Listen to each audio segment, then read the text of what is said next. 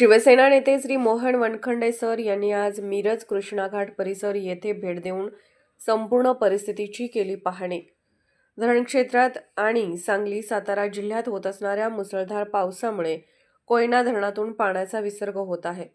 त्या अनुषंगाने कृष्णा नदीच्या पाणी पातळीत झपाट्याने वाढ होत असून प्रशासनाने नागरिकांना सतर्क राहण्याचे आणि वेळ पडल्यास स्थलांतर करण्याबाबत सूचना केल्या आहेत।